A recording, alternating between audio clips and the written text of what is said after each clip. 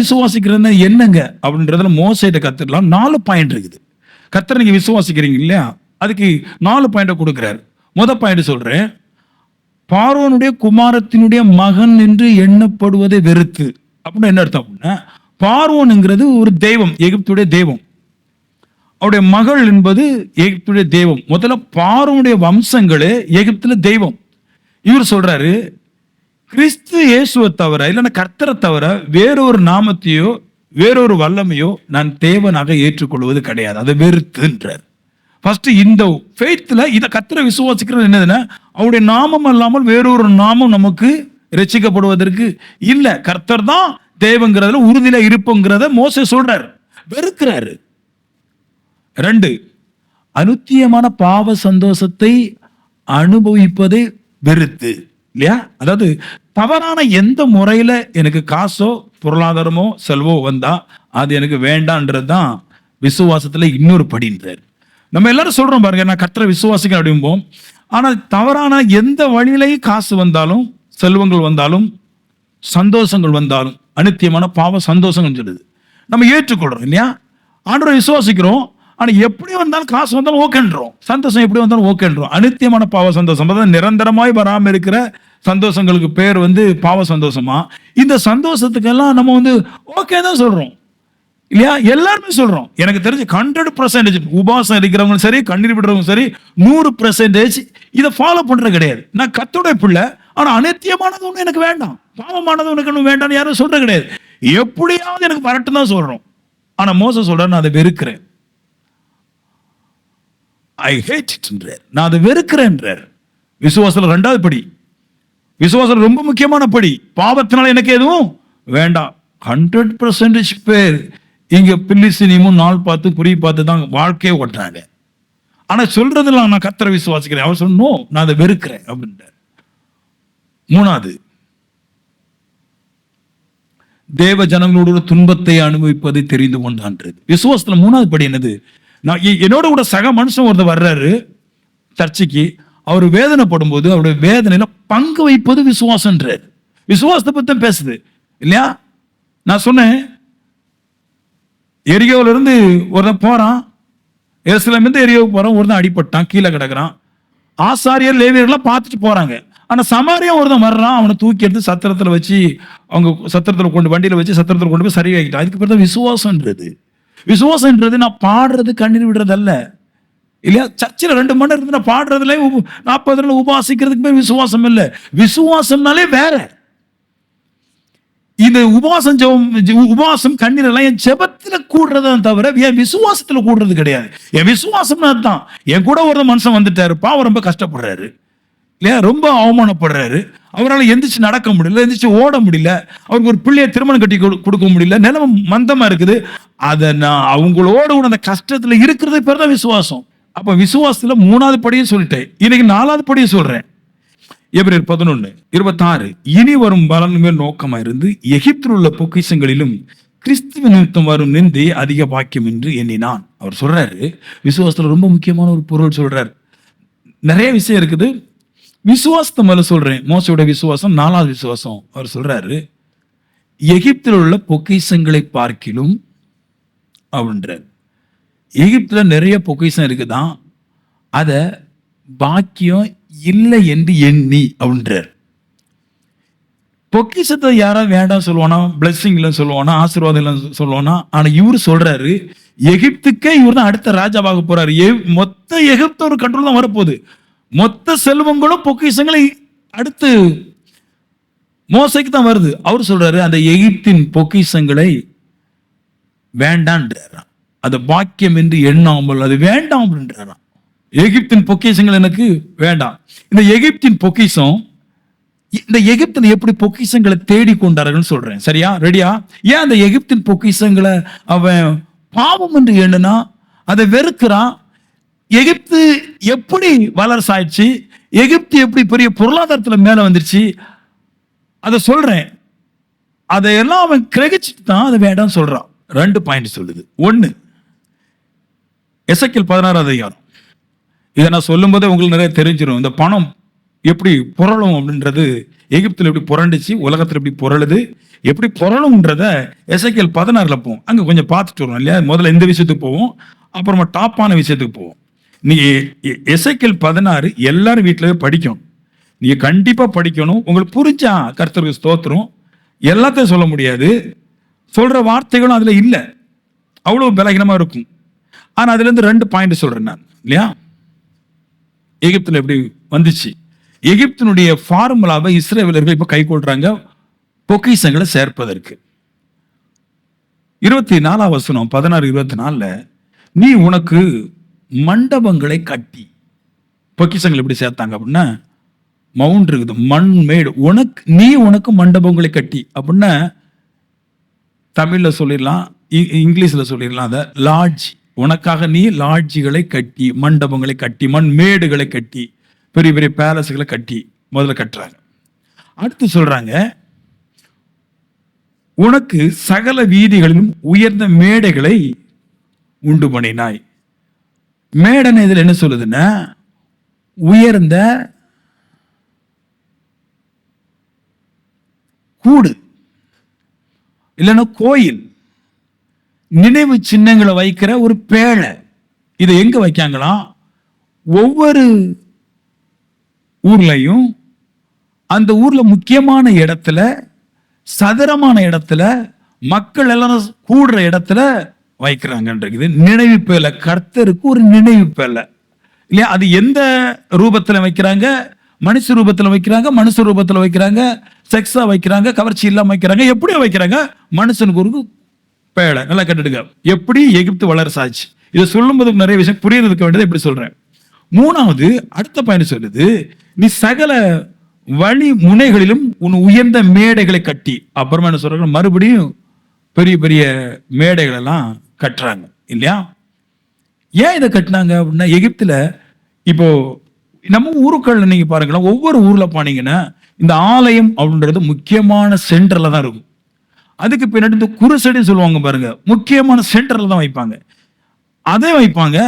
ஆனா அங்க பெரிய பெரிய மண்மேடுகள், பேலஸுகள் அப்படிலாம் நிறைய வச்சிருக்கிறாங்க. ஏன் அதை வைக்கிறாங்க அப்படின்றதுக்கு இங்க சொல்றாரு. அடுத்து வருது, நான் படிக்கிறேன் அந்த வார்த்தையை, உன் அழகை அருவருப்பாக்கி. அடுத்து இல்ல, நல்ல அற்புத விதமா இருக்கும் பாருங்க. உன் அழகை என்ன அருவருப்பாக்கி, அதாவது லட்சையாக்கி, விலகினமாக்கி. அது எப்படி நீங்க நல்லா கேளுங்க, இது கண்டிப்பா நடக்கும். எங்க கர்த்தருக்கு நினைவு சின்னம் வைக்கிறாங்களோ அங்கங்கே அது பக்கத்துல போற எல்லாருமே அவங்களுடைய அழகு ஸ்ட்ரெச்சரை பாருங்க, அது அருவருப்பாக்குவாங்க. அதனா ஒரு கல்யாண வீட்டுக்கு கூட அந்த அளவு ட்ரெஸ் போட மாட்டாங்க. ஆனா தெய்வத்தை நினைவு சின்னமா வச்சு அதுக்கு ஒரு பண்டிகைகளை உண்டாக்கும் போது அதிக அருவருப்பான ஆடைகளை அவர்கள் போடுவார்கள். அப்படித்தான் போட்டாங்க, எகிப்தியர் அப்படித்தான் போட்டாங்க. ஒரு கல்யாணத்துக்கு போன கூட அப்படி போக மாட்டாங்க. ஆனா திருவிழா அப்படின்ற ஒரு நினைவு சின்னங்களுக்கு, தெய்வத்துக்கு நினைவு சின்னம் கட்டி, மேடைகளை கட்டி, ஆலயம் கட்டி, அதுக்கு திருவிழா பண்டிகை எடுக்கும்போது மிகவும் அருவருப்பான ஆடைகளை போடுவாங்க அப்படின்னு சொல்றாருங்க. போட்டுக்கிட்டு அடுத்த வார்த்தை, இந்த வார்த்தை நீங்க படிக்கணும். என்ன நடக்கும் சொல்லுது பாருங்க, என்ன நடக்கும் சொல்லுவாங்க, நான் விவரிச்சு சொல்ல முடியாது, அதனால அதை நான் தங்கி பேசுறேன். என்ன சொல்லுது பாருங்க, உன் அழகை அருவருப்பாக்கி வழி போக்கர் யாவருக்கும் உன் கால்களை விரித்து அப்படின்றார். அதாவது நீ போனீங்கன்னா தெரியும் பாருங்க, ஆலயங்களுக்கு கர்த்தருக்கு நினைவு சின்னம் கட்டி அங்க ஆலய இடத்துல போனீங்கன்னா ஸ்திரீகள்லாம் அங்கேயும் ஓடிட்டே இருப்பா. அதாவது வியாக்கியானத்தை பாதியில முக்காவாசி குறைச்சிட்டேன் நான். ஆனாலும் புரியுது, அந்த வசனத்தை நீங்க பாருங்க, கால்களை விரித்து அப்படின்ற ஒரு வார்த்தை போட்டிருக்குது. பெண்கள்லாம் அங்கேயும் அழகொரு ஆடையை போட்டு அங்கேயும் ஓடிட்டே இருப்பாங்களாம். அதுக்கு கீழே வார்த்தையை போட்டாரு, அப்படி ஓடிக்கிட்டு உன் வேசத்தனங்களை திரளாய் பெருக பண்ணி அப்படின்றாங்க. புரியுது உங்களுக்கு? 6 பாயிண்ட் கொடுக்குறாரு. 1, தனக்கு மேடைகளை கட்டுறாங்க. 2, தேவத்துக்கு நினைவு சின்னம் வைப்பதற்கு ஒரு ஆலயங்களை கட்டுறாங்க. 3, அங்க வாழ்ற ஜனங்கள் பாவத்தை அதிகரிக்கிறாங்க இல்லையா, குறைஞ்ச ஆடை போட்டு அதிகரிக்கிறாங்க. இப்ப என்ன வருதான், இவங்களோட மனசை சதை பெருத்த எகிப்தியனும் பெலிஸ்தியனும் அசிரியனும் இவனோட மனசை புரிஞ்சுக்கிட்டு இவர்கள் பாவ ஸ்திரீகளும் தெரிஞ்சுக்கிட்டு அவங்களுக்கு காசை கொடுத்து அவர்களை தங்களுக்கு இணங்க பண்ணுகிறார்களாம். இப்படித்தான் காசு பெருகுது. புரியுதா உங்களுக்கு? நீங்க நினைக்கலாம் விக்கிர ஆராதனை வந்து ஏதோ ஒரு தெய்வம் கொடுக்குது, கர்த்தருடைய நினைவு சின்னம் கொடுக்குது, அவங்களுடைய ஜெபம் கொடுக்குது. நோ, நம்பாத. அது நம்பவே கூடாது. பைபிள் சொல்லுது அப்படி கிடையாது. நீ எந்த பண்டிகையிலும் போனாலும் அவருடைய வேசத்தனத்தை பெருக பண்ணுவதற்காக தான் செய்யறாங்க. பாயிண்ட் கட்டுறாங்க பாருங்க. பாயிண்ட் கட்டுது பாருங்க. நீ உங்களுக்காக மேடுகளை உண்டாக்கி எதுக்குன்னு ஒரு விக்கிர ஆலயத்துக்குள்ளாக விக்கிரத்துடைய அந்த பண்டிகைக்குள்ள நீங்க போகும்போது நீங்க அந்த ஊர் தொடங்கி எண்டு வரைக்கும் உங்களுக்கு ஒன்னே ஒண்ணு ஏற்படும், பாவம் செய்யும் உணர்வு ஏற்படும். இப்ப என்ன செய்யறான் மனுஷன்? நம்ம ஊர்ல பாத்தீங்கன்னா பண்டிகைன்னு வந்துச்சுன்னா எந்த சந்திலையும் போக முடியாது. ஏதாவது 2 பேர் வீட்டுல இருப்பாங்க. பைக் வரும்போது பறந்துருவாங்க லைட் அடிக்கும் போது. இப்ப என்ன பண்றாங்க? இந்த வித்தை தெரிஞ்சிச்சு. நம்ம ஆட்கள் வந்து நம்ம ஊர்ல பண்டிகை போடும்போது மாடல் பெண்கள் வந்து ரொம்ப அறக்குடைய போடும்போது வெளியே இருந்த நிறைய சதப்பொருத்தவங்க உள்ள வரும்போது இடம் இல்லாம இருக்குல்ல, அதனால அவங்களுக்கு ஆங்காங்கே வீடுகளை கட்டி வாடகைன்னு விட்டாங்க. இப்போ அவங்களுக்கு இலவசமா போச்சு. லாட்சிக்காரன் பணம், ஊருக்காரருக்கு ஊர்ல வந்து எல்லாத்துக்கும் பணம், காணிக்கு எல்லாம் பணம் பொக்கிஷம் பெருத்து போச்சுன்றாரு. எகிப்துல போனா எகிப்தை விட்டு வெளியே வர முடியாதபடிக்கு அவருடைய செயல்பாடுகள் இருந்துச்சு. இப்படி ஒரு பணம் சம்பாதிச்சு நான் வாழாம வேண்டாம் என்று மோசே சொல்றார். இதுலதான் நிறைய பேர் பெருமை பாராட்டுறான். விக்கிர ஆராதனை நடக்கிற பெரிய பொருளாதார எல்லா மனுஷனுக்கும் பாவத்தை காட்டிக்கிட்டு அப்படி அந்த மனுஷன் இருக்கிற பாக்கெட் இருக்கிற மொத்தம் உருவிடுறாங்க. அங்கெல்லாம் அப்படிதான். அதான மோசே சொல்றாரு, எகிப்தின் பொக்கிஷங்களை அது வேண்டாம்னு வெறுத்து எழுறான். அது வேண்டாம் எனக்கு, அது முக்கியமா அது பாவ போனோம் அது பாவ பொக்கிஷம், அது எனக்கு வேண்டவே வேண்டாம். அதான் ஃபெய்த். பாவத்தினால் எந்த விதமான பொருளாதாரத்தையும் எனக்கு வேண்டாம் சொல்றான். அதான் விசுவாசம். கர்த்தரை விசுவாசிக்கிறேன்னு சொல்லிட்டு எல்லா கோல்மாலும் பண்ணிட்டு போக கூடாது. எனக்கு கர்த்தருடைய விசுவாசி, நான் கர்த்தரை விசுவாசிக்கிறேன் அப்படியே கொஞ்சம் கையை நீட்டி ஆடும்போது பாடும்போது கர்த்தருடைய விசுவாசம் சொல்ல விட. கர்த்தருடைய விசுவாசம் இப்படி ஒரு அநித்தியமான பணம் எனக்கு தேவையே கிடையாது. பாவத்தினால இப்படி ஒரு பலம் எனக்கு வேண்டவே வேண்டாம் அப்படின்ற ஒரு ஃபீல், ஒரு உணர்வு, ஒரு எண்ணம் உங்களுக்கு ஹார்ட்ல என்னைக்கு தோணிக்குதோ அன்னைக்கு நீங்க விசுவாசத்துல வளர்ந்துட்டீங்கன்னு அர்த்தம். எந்த விதமான பாவத்துல வர்றதை விடுறதுக்கு பேர் தான் விசுவாசம். கர்த்தருடைய விசுவாசம்னா எந்த பாவ பணமும் எனக்கு வரக்கூடாது, பொக்கிஷம் எதனுக்கு வேண்டாம் அப்படின்றார். 2வது பணம் எப்படி பெருகுது பாருங்களேன். இந்த காசு முக்கியமா விளையாடுற இடம் ஒன்னு ஸ்திரீகளை வச்சு, இன்னொன்னு பேய்களை வச்சு. எகிப்துல 2 பொக்கிஷம் தான். ஒன்னு பெண்ணால பணம் உருவாச்சு, இன்னொன்னு மாந்திரிகத்தினால பணம் உருவாச்சு. இவர் சொல்றாரு இது எனக்கு வேண்டாம். ஃபெய்த், இதுதான் ஃபெய்த். விசுவாசம் என்னது? இதுதான் ஃபெய்த். நேர்மையான பொக்கிஷம் அல்லாமல் பாவ வழியில எனக்கு எதுவும் வேண்டாம் சொல்றதான் உண்மையான பரிசுத்தவான், உண்மையான ஃபெய்த். அப்படி ஒரு மனுஷன் இருந்தா பலன் நிச்சயம். ஆமென். இப்படி ஒரு மனுஷன் இருந்த பலன் நிச்சயம். அப்புறமா அடுத்து சொல்றது விசுவாசத்துல, அடுத்த முக்கியமான விசுவாசத்துல பாதி சொல்றீங்கன்னா பாதி சொல்லுது எகிப்தின் பொக்கிஷங்களை பாக்கியம் என்று எண்ணாமல் கிறிஸ்து நிமித்தம் வரும் நிந்தைகளை அதிக பாக்கியம் என்று எண்ணினான் அப்படின்றார். அதாவது எகிப்துல இருக்கிற தவறான பணம் வேண்டாம், இப்போ பரிசுத்தமாவதற்கு கிறிஸ்து வந்துட்டு இப்போ இங்க நல்ல நிந்தைகள் இருக்குது. உலகத்திலேயே நிந்த அனுபவிக்கிற ஒரே ஒரு மார்க்கம் இந்த பரிசுத்த மார்க்கம் மட்டும்தான். இங்க பாவம் செய்யக்கூடாதுன்னு சொல்லுவோம், ஆனா நிறைய நிந்தைகள் வரும். வேணும்னே திட்டுவாங்க, வேணும்னே கெட்ட வார்த்தை போடுவாங்க, வேணும்னே வம்பு இழுப்பாங்க, வேணும்னே இருமா இருப்பாங்க. ஏகப்பட்ட பிரச்சனை இந்த ஆவிக்குரிய சர்ச்சில் கிறிஸ்துவை விசுவாசிக்கிறதுனால உண்டு. இந்த நிந்தைகளை பிரச்சனை இல்லை, நான் பரிசுத்தமான ஒரு தெய்வத்தை ஆராதிக்கிறதுனால பல பிரச்சனை எனக்கு வருதுன்னா அதை நான் ஏற்றுக்கொள்ள ரெடின்னு ஒருத்தன் சொல்லிட்டான்னா கவலைப்படக்கூடாது. இனி டோன்ட் worry about anything. எதை குறித்து நீ கவலைப்படாத. பரிசுத்தமான வாழறதுக்கு எனக்கு ஒரு ஆலயம் இருக்குது, பரிசுத்தமா வாழ்வதற்கு தேவன் இருக்குது, பாவமே இல்லாமல் கர்த்தரோட கஷ்டப்படும் நான் ரெடின்னு ஒருத்தன் விசுவாசிச்சுட்டா இனி பலன் மிஞ்சாது. அவ்வளவுதான், பலன் அடிச்சிடலாம். அதுலதான் சொல்லு, இனி வரும் பலன்களின் மேல் நோக்கமா இருந்து ஃபர்ஸ்ட். இப்ப முதல்ல விசுவாசம் சொல்லிட்டேன். விசுவாசம்னா 2 சொன்னேன். இப்போ 1 ஸ்திரீகளினால பாவ பணம் வரக்கூடாது, 2 மாந்திரிகத்தினால பணம் வரக்கூடாது. பைபிள் சொல்லுது எல்லாருக்கும் தெரிந்த ஒருவர் இருக்கிற கிறிஸ்து. அவரை பலமா புடி, பல நிச்சயம். பலமா பிடிங்க. இந்த பலகீனமா பிடிக்காதீங்க, பலமா பிடிங்க. கண்டிப்பா பலன் நிச்சயம். இப்ப இந்த பலன்களை சொல்றேன், சரியா? கிறிஸ்துவ நிமித்தமா நீங்க நிந்திக்கப்பட்டா பாக்கியவான். நீங்க நிந்தை விட்டு ஓடிடக்கூடாது. நீங்க கிறிஸ்துவை ஏற்றுக்கொண்டதுனால பல நிந்தை வரும்போது கிறிஸ்துவை விட்டுட்டு போயிடக்கூடாது. பல மாதிரி தூசிப்பாங்க, பல வேதனைப்படுத்துவாங்க, விட்டுட்டு போயிடக்கூடாது. நீங்க பல பேர் பல மாதிரி பேசுவாங்க இல்லையா?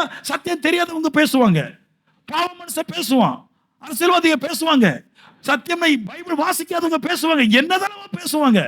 நான் கிறிஸ்துவுக்காக பாட அனுபவிச்சு செத்துட்டு போறேன் விட்டு, கண்டிப்பா பலன் இப்ப இருதயத்துல தட்டும். பலம் எங்க வரும்? கையில வந்துடுறாரு, இருதயத்துல வரும்.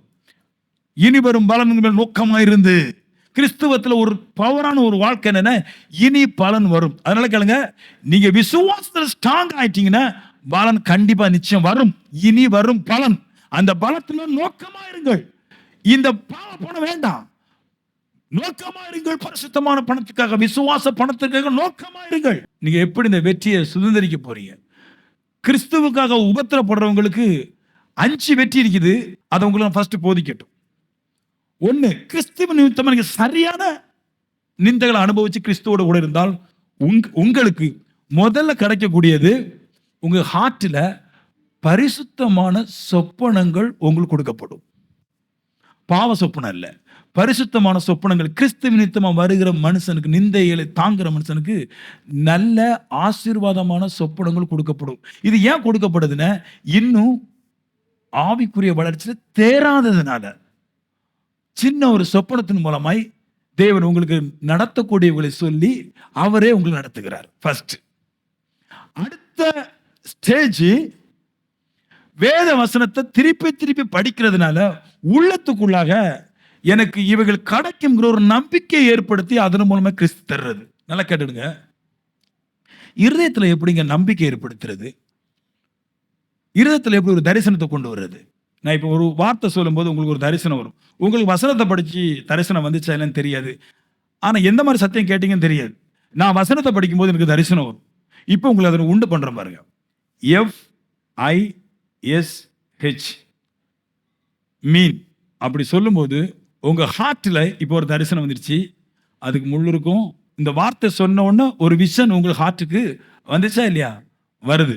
அப்படி போல இந்த வேத வசனத்தை படிக்கும்போது, திருப்பி திருப்பி படிக்கும்போது, நீங்க எதை படிக்கிறீங்களோ அதை குறித்து உங்களுக்கு முழுமையா கற்றுத்தந்து, அந்த கற்றுத்தந்தது மூலமாய் அந்த வசனம் கற்றுத்தந்ததும் உங்களுடைய ஹார்ட்ல ஒரு விசனை போல தோன்றி விடுகிறது. நான் சொன்ன FISH சொல்லும்போது, மீன் சொல்லும்போது உங்களுடைய இருதயத்துல மீன் தோன்றது போல, ஹார்ட்ல தோன்றது போல, நான் ஒரு வார்த்தை சொல்லும் போது அந்த வார்த்தை திருப்பி திருப்பி படிக்கும் போது அந்த வார்த்தை உங்களுக்கு ஒரு விசனாக, ஒரு தரிசனமாக மாறிவிடும். இப்படி வார்த்தையினால தரிசனத்துல இறங்குற மனுஷனுக்கும் கர்த்தரே அற்புதம் செய்றார். நல்ல ஆவிக்குரிய சொப்பனமும் வசனத்தினால ஒரு தரிசனம் உங்களுக்கு தோன்றலன்னா விசுவாச ஃபெயில். சும்மா சொல்லக்கூடாது நான் விசுவாசிக்கிறேன், எனக்கு தெரியும். நீங்க விசுவாசம் உள்ளவங்களா இருந்தா கண்டிப்பா இது வேலை செய்யும். சண்டைக்கு சண்டை போடுறதுக்கு வர்றதுக்கு முக்கியம் இல்லை, கர்த்தரோட கூட அது ஒரு விசுவாசம் தான். 10 கற்பனைகள் முக்கியமான விசுவாசம் தான் ஏற்படுத்துறீங்க. ஆனா அதை தாண்டி ஒரு விசுவாசம் இருக்குது. கண்டிப்பா நீங்க ஆவிக்குரிய சொப்பனம் பார்க்கணும். 2வது, இந்த வசனத்தினாலே உங்களுடைய சரீரம், உங்களுடைய ஆத்துமா ஏதோ ஒரு தரிசனத்தை கண்டு சந்தோஷத்தினால ஆர்ப்பரிக்கும். இது 2ம் சின்ன விஷயம். 3வது இருக்குது, நீங்க கர்த்தருக்கான சரியான விசுவாசத்தில் இருந்தீங்கன்னா, நிலைச்சிருந்தீங்கன்னா, கண்டிப்பா நீங்கள் உங்களுடைய ஹார்ட்ல உங்களுக்கு முன்னாடி நிற்கிற மனுஷனை குறித்து தரிசனங்கள் பார்ப்பீர்கள். அனித்தியமான பாவ சந்தோஷங்கள் வேண்டாம், விபச்சாரத்தனமாய் பாவம் வேண்டாம், மாந்திரிகம் பில்லி சுண்ணியம் பார்த்து பணம் வேண்டாம். நான் கிறிஸ்துவை ஏற்றுக்கொள்றதுனால வர்ற நிந்தை எனக்கு போதுன்னு இருந்து பார்த்தா இவைகள்லாம் உங்களுக்கு கிடைக்க ஆரம்பிச்சு. யாரா இருக்கீங்களாப்பா அப்படி? வரம் வேணுமா உங்களுக்கு? என் கூட வந்திருக்காண்ட உங்க வீட்டில் நாளுதோறும் விடிய காலம் 3 மணிக்கு எந்திரிச்சு ஜெபம் பண்ணிட்டு என்னைய மாதிரி சாயந்தரம் 12 மணி வரைக்கும் இருந்துட்டு போங்க. கண்டிப்பா ஏதாவது ஒரு வரம் உங்களுக்கு வேலைச்சு. மோசிட்ட இந்த 4 வரம் இருந்துச்சு. இந்த 4 வரத்தோட ஸ்பெஷல் என்ன தெரியுமா? நாம பார்ப்போம், நாம சொல்லுவோம், ஆனா நம்மளால செய்ய முடியாது. சொப்பனம் இங்க பார்க்கலாம், அந்த சொப்பனத்தை உங்களால நிறைவேற்ற முடியாது. ஆமென். வசனத்துல உங்களுக்கு ஒரு சந்தோஷமோ ஒரு தரிசனமோ வரலாம், அதை நீங்க செய்ய முடியாது. தீர்க்க தரிசனம் பார்க்கிற நான் அதை செய்ய முடியாது. முகமுகமாய் உங்களுக்கு முன்னாடி இருக்கிறத நான் பார்க்கறேன்னா, அதை நான் நிறைவேற்ற முடியாது. ஏன்னா, இந்த நாளை பார்த்தாலும் அதை நிறைவேற்றுவதற்கு என்கிட்ட பவர் இல்ல. மோசேக்கு ஒண்ணு வந்துச்சு. இப்படியே தீர்க்கதரிசனத்தை பார்த்துட்டு, சொப்பனத்தை பார்த்துட்டு, கடவுள் இனி செய்வாருன்றத விட்டுட்டு, இனி கடவுள் செய்யக்கூடாது. நான் என்னத்தை பார்க்கிறேனோ அதை நான் செய்யணும். இனி வரும் பலன்கள் நோக்கமா இருந்து, நான் என் மைண்ட் அங்கே தான் விட்டுருக்கேன். நான் எல்லாருக்கும் தீர்க்கதரிசனம் பார்க்க முடியும். ஆனா பட் யாருக்கும் ஒண்ணும் செய்ய முடியாது. ஒருவனை பிசாசு தூக்கிட்டு போதுன்னு பார்க்க முடியுது. ஒருத்தன் பாவத்தில் நிற்கிறான்னு பார்க்க முடியுது. ஆனா அது என்னால ஒண்ணும் செய்ய முடியாது. ஆனா தேவத்திட்ட அதிக ஃபெய்த், இன்னும் பரிசுத்தத்துக்கு உள்ள போக போக போக தேவன் பவர் ஒன்று வச்சிருக்கிறார். அது என்னன்னா, நான் எந்த ஒரு மனுஷன்ட்ட எவ்வளவு பிசாசு இருந்தாலும் அதை துரத்தும் படிக்கணும் அதிகாரத்தை எனக்கு கொடுத்துடுறாரு. இந்த பவர் வேணும். எப்படி வருது பாருங்க. ஏன் அவன் எகிப்தை விட்டு ஓடனான்?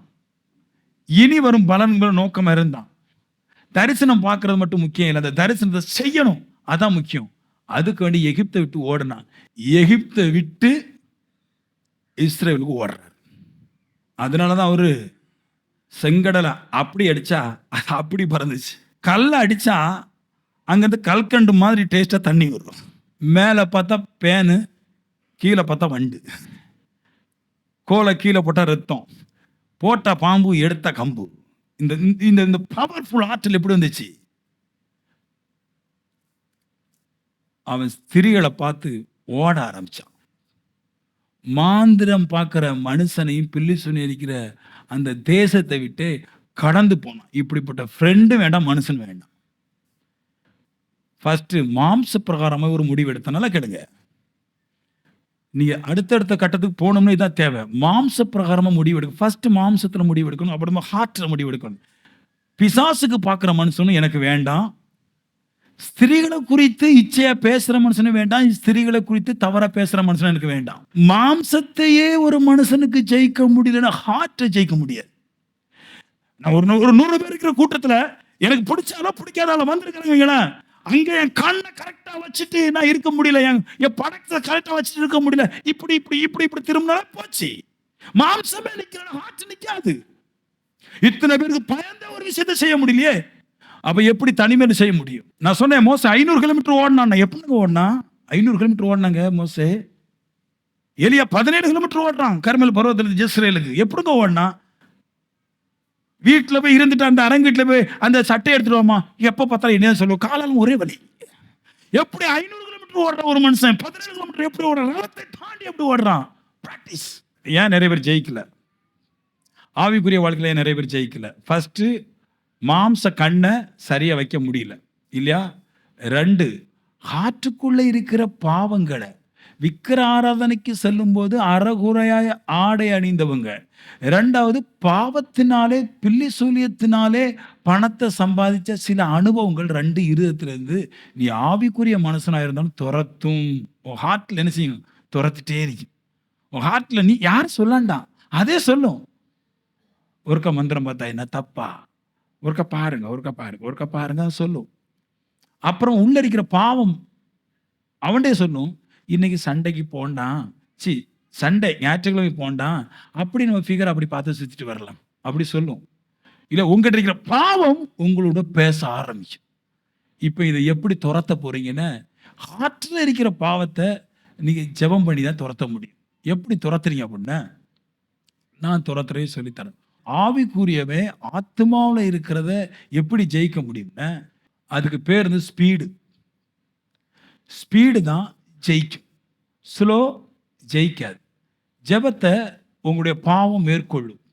ஆனால் நீங்கள் ஸ்பீடாக ஜெபம் பண்ணால் மேற்கொள்ள மாட்டாது. நான் அதை உணர்த்துறேன் எப்படின்னு. சரியா? உணர்த்திட்டு நான் செய்து காட்டுறேன் எப்படி. நீங்கள் உங்கள் ஊரில் உங்கள் வீட்டில் இருந்து இறங்கி கிழக்க பார்க்க ஒரு ரோடு வைங்களேன், ரோடு போகுது. அதில் நீங்கள் மெல்ல மெல்ல நடந்து போங்க. உங்ககிட்ட இருக்கிற உங்கள் பக்கத்தில் இருக்கிற ஒவ்வொரு வீடும் உங்கள் கண்ணில் நல்லா ஆழமாக பதிஞ்சு தான் போகும். அதே இது இன்னும் கொஞ்சம் ஃபாஸ்ட்டாக நடங்க, கொஞ்சம் உள்ள பதிகிறது குறையும். ஏன்னா வேகமாக சுற்றும். நல்லா வேகமாக ஓடுங்க, என்னத்தை இருந்துன்னு தெரியாது உங்களுக்கு. இப்படி தான் செபத்தில் பாவத்தை எப்படி மேற்கொள்றதுன்னு. எலியா 17 கிலோமீட்டர் ஓட்டினா அவங்களாம் 500 கிலோமீட்டர் ஓடினான்னு சொன்னோம்னா, அவங்க மாம்சத்தையும் ஆத்மாவையும் பாவத்தை விட்டு வெளியேற்றுறாங்க. ஏதாவது ஒரு விஷயம் நீங்க செய்ய போறீங்களா, உங்களுக்கு கோபம் வந்துச்சுன்னா கோபம் மட்டும் தான் தெரியும், வேற ஒண்ணுமே தெரியாது இல்லையா? அந்த மாதிரி ஒரு ஃபீல். அதான் பவுல குறித்து சொல்லுது, he was annoyed, அவன் மிகுந்த கோபப்பட்டான் இருக்குது ஒரு விஷயத்துக்காக. அதாவது என்ன, ஒரு மந்திரவாதி வந்து இவனை பயம் காட்டும் போது இவனுக்கு ஒரு பயத்தின் ஆவியை கொடுக்க முடியுது. இப்போ இதுல இருந்து எப்படி மேற்கொள்றான்னா ஒரு வேகம், ஒரு கோபம், ஒரு ஆக்ரோஷத்தை தன்னோட மைண்டுக்குள்ள புகுத்துகிறான். அப்படிதான் நீங்க அடுத்த கட்டத்துக்கு போக முடியும். அந்த மைண்டை வந்து ஒரு கட்டுப்பாட்டுக்குள்ள கொண்டு வராத கூட உங்களோட ஆக்ரோஷமான சவுண்டு இந்த மைண்ட்ல இருக்கிற எல்லா சிந்தைகளும் தெரிக்க பண்ணும்படிக்காக ஒரு வெறியோட கூட ஒரு ஜெபம், அதுதான் உங்களை வந்து அடுத்த கட்டத்துக்கு கொண்டு போகும். இந்த மாடல் ஜெபம்லாம் கருத்து ஜெபம்லாம் ஒன்றும் வேலைக்கு உதவாது. ஆர்ப்பரிக்கிற ஜெபம், தான் மனுஷன் நிற்கிற இடம் அவனுக்கு மறைஞ்சு போற அளவுக்கு ஒரு ஆவேசமான ஒரு ஜெபம், அதுதான் அவனை வந்து அடுத்த கட்டத்துக்கு கொண்டு போகும். இதுக்கு பாஷை, மொழி, நல்ல பாடல், தப்பு சரி இதெல்லாம் உள்ள வரவே கூடாது. அதில் எனக்கு இலக்கணம் இல்லை, அது நெடில் குறியில், இது ஒன்றுமே பார்க்கக்கூடாது. ஆவேசம் மட்டும்தான் இருக்கணும், ஒரு ஸ்பீடு. எப்படி ஓடணும் பாருங்களேன். 500 கிலோமீட்டர் ஓடுறான் மோசே, 17 கிலோமீட்டர் எலியா ஓடுறான் இல்லையா? பல நாள் ஓடி ஓடி பழக்கம். ஏன்னா அவன் செபிக்கும் போது பாவம் அவனை இருக்க விடலை. நல்லா கேட்டுடுங்க, பாவம் எப்போ அதிகமாக வேலை செய்யும்? ஆவிக்குரிய மனுஷனா மாறி செபிக்கும் போது பாவம் நல்லா வேலை செய்யும். பாவம் நல்லா வேலை செய்யும் போது இவன் என்ன பண்றான்னா, சரீரத்தையும் வச்சு பாவம் செஞ்சிடக்கூடாது, மனசும் பாவத்தில் விழுந்துடக்கூடாது. அதனால இவன் கர்மேல் பருவத்திலிருந்து எருசலேமுக்கு ஓட ஆரம்பிச்சான். சரீரத்தை ஒரு கண்ட்ரோலுக்குள்ள கொடுக்காமல் சரீரத்தை வேறொரு கண்ட்ரோல் கொடுத்து ஓட ஆரம்பிக்கிறான். ரெண்டாவது, ஆத்துமாவிலையும் பாவம் வரும்போது அவன் ஓடும்போது மிகுந்த சத்தமிட்டு சரீரத்தை வேலை செய்ய வச்சு ஓடுறான். ஓடிட்டே இருக்கிறான். இப்போ சரீரமும் பாவத்தை விட்டுருது, மைண்டு பாவத்தை விட்டுருது. இதை தொடர்ச்சியா செஞ்சுட்டே இருந்தா ஒரு நாள் வரும்போது பாவம் உட்புகந்து வேலை செய்யக்கூடாதபடிக்கு தேவனால் அது இருதயம் கவரப்பட்டுருது. நான் சொல்லுவேன், நீங்க நல்ல ஆவேசமா உங்க சரீரத்தை அடுத்த கட்டத்துக்கு மூவ் பண்ணாமலும் உங்க இருதயத்தை அடுத்த கட்டத்துக்கு ஆவேசத்தில் கொண்டு வந்து மூவ் பண்ணாமல் இருந்து ஒரு மாடலுங்கிற பேர்ல, ஒரு பெருமைங்கிற பேர்ல சரீரத்தையும் ஆத்மாவும் அடக்கி வச்சிருந்தா வேலைக்கு உதவாது. அதை தாண்டி சரீரத்தையும் ஆவியையும் ஒரு ஆக்ரோஷமான சூழலில் கொண்டு போன மட்டும்தான் நீங்க வந்து பாவத்தை கண்ட்ரோல் பண்ண முடியும். அப்பதான் தேவன் பொறுப்பு உங்களுக்கு தரும். பிசாசை பார்க்கறது மட்டும் இல்லை, பிசாசை துரத்துறதுக்கு ஒரு பொறுப்பு தரும். நோயை பார்க்கறதுக்கு மட்டும் இல்லை, நோயை துரத்துறதுக்கு ஒரு பொறுப்பு தரும். தேவன் உங்களுக்கு ஒரு பொறுப்பை தரணும்னா நீங்க 2 பாவத்திலிருந்து முக்கியமாக விலகி ஆகணும். ஒன்று விக்கிர ஆராதனைக்கு முன்னாடி நடக்கிற பாவம், இன்னொன்று பிசாசுக்கு மேலே இருக்கிற பாவம், பிசாசு பார்க்குற பாவம். இந்த 2 பாவத்தை நீங்க விட்டாதான் தேவன் உங்களுக்கு அவருடைய அதிகாரத்தை உங்களுக்கு தர முடியும். இந்த 2 பாவமும் கர்த்தருக்கு அதிகாரம் தர மாட்டார். ஏன்னா ஒரு மனுஷன் அற்புதம் செய்கிற சக்தி கொடுத்தா அவன் சொல்லுவான், இந்த நினைவு சின்னம் வைக்கிறதுக்கு ஒரு பேழை உண்டு பண்ணிட்டு மாதா தான் தந்துச்சுன்னு சொல்லுவான். புரியுதா உங்களுக்கு? ஏசுநாதர் தான் தந்துச்சுன்னு சொல்லுவான். எல்லா பேய்க்கும் பார்த்துட்டு மாதா மேலே, ஏசுநாதர் மேலே, கல்லுக்கு மேலே சொல்லுவான். அதனால கர்த்தர் முதல்ல ஒரு மனுஷனை சரியா நல்ல கழுவியை நல்லா பதப்படுத்திக்கிட்டு அவனுக்கு பொறுப்பை கொடுக்குறாரு. அப்படி ஜெபம் பண்ணி பார்க்கணுங்க. அதான் உங்களை அடுத்த கட்டத்துக்கு கொண்டு போகும். ஏங்க சரீரம் இப்படி இருக்கிற ஒழுக்கம் இல்லைங்க, ஆற்று ஒழுக்கமா இருக்குது, அதான் ஒழுக்கம். உண்மையா சொல்றேன், சபைக்குள்ளாக நீங்க பாடுறீங்களா அந்த பாடலை பார்க்கலும் தாவீது தெருவில் பாடினானே, அதுல தான் ஆவியான அதிகமாக மையம் போட்டார். உங்களுக்கு தெரியுமா? சர்ச்சில் பாடுறதெல்லாம் ஒரு கண்ட்ரோலோட தான் பாடுவோம். உங்க வீடுகளில் தெருக்களில் போகும்போது ஆக்ரோஷத்தை துள்ளி பாடி ஆராய்ச்சி வரும்போது தான் ஒரு பலம் கிடைக்கும். சர்ச்சில் ஒரு ஒழுக்கத்தை சொல்லி தர முடியும், ஆனால் நீங்க போகும்போது அப்படி ஒரு பவர் இருக்கும். கர்த்தர் கேட்கறதுனால தர்றது கிடையாது, கர்த்தர் இருதயத்தை பார்க்கறதுனால தர்றாரு. நீ ஓட்ட வாயை வச்சு கேட்கறலாம் தர முடியாது, ஹார்ட் நல்லா இருக்கணுமே. பாவத்தை விட்டு ஒளிந்து ஓடி போயிருந்தால் அவன் என்ன கேட்டாலும் கிடைக்கும். மோசை எகிப்துலேருந்து வரும்போது தீர்க்கதரிசியாக தான் வர்றான், ஆனால் அவனால் ஒன்றும் பண்ண முடியல. எகிப்துக்கு போகும்போது கர்த்தர் சொன்னார், இந்த கோலை கொண்டு போ கொஞ்சம் ராஜா, இதை கொண்டு போ, அவன் தலையில் ஓங்கி அடி, அவன் தரையில் ஓங்கி அடி, எல்லாம் மாறும். ஆண்டவர் ஒன்று கூட சொல்லலை தெரியுமா, நீ எனக்கு போய் இந்த ஜெபம் பண்ணலாம் ஒன்றும் சொல்லலை, அது அவன் தான் பண்ணிக்கிட்டான். இதை கொண்டு போ, நீ வச்சிக்க, ஏன்னா நீ சரீரத்திலையும் பாவத்தை விட்டவன், ஆத்மாவிலையும் பாவத்தை விட்டவன், நீ வச்சிக்க, இதை வச்சிக்க, அற்புதம் செய்ய பெரிய காரியங்களை கர்த்தர் செய்வார். உங்கள் சத்தம் அடுத்த எண்ணங்களை மறக்கடிக்கும். அவருடைய சத்தம் காதேஸ் வனாந்தரத்தை கிளிய பண்ணிட்டு. என்ன அர்த்தம் அது? அந்த வனாந்தரத்தில் பேசின சிங்கம், புலி, கரடியுடைய எந்த சத்தமும் இந்த சத்தத்துக்கு முன்னாடி நிக்கலன்னு அர்த்தம். சரீரத்திலிருந்து பாவம் போச்சுனா இரும்பு பெலம், சரீரத்திலிருந்து பாவம் போச்சுனா சுகம், சரீரத்திலிருந்து பாவம் போச்சுனா பெலம், சரீரத்திலிருந்து பாவம் போச்சுனா சத்து. பாவத்தை வெளியேற்கிற இப்படி பண்ணினாலே போதுங்க. எங்க வரமே பரிசுத்தம் தாங்க. பரிசுத்தத்துக்குள்ள எல்லாமே இருக்குது. அதை பாவத்தை துரத்த ஆரம்பிச்சாலே நீங்க எல்லாத்தையும் பெற்றுக்கொள்ளலாம். கர்த்தருடைய சத்தத்தினால நம்முடைய எண்ணங்களை மாற்ற முடியும். கிறிஸ்துவ வாழ்க்கை எங்க ஃபெயில் அப்படின்னா கேட்க முடியும், அது செய்ய முடியாது. ஏன்னா உங்களை நீங்க ஓடுறத பார்க்கிலும் உங்க எண்ணம் உங்களுக்குள்ள வந்து அதிகமாய் துரத்தி உங்களை கவத்தும். அதை தாண்டி ஓடுறதுக்கு ஒரு பவர் தேவ சன்னிதானத்தில் இருந்து நீ எடுத்துக்கொண்டீங்கன்னா ஜெயிக்கலாம். சபையில் இருக்கிற சரி, ஊழியக்காரன் சரி, கடவுளை தவிர இங்கே எல்லாம் முட்டு போட்டு பாவத்துக்கு முன்னாடி படுத்துட்டான். அது ஜெயிக்கிற ஒரு மனுஷன் மட்டும்தான் இந்த உலகத்தை ஜெயிக்க முடியும்.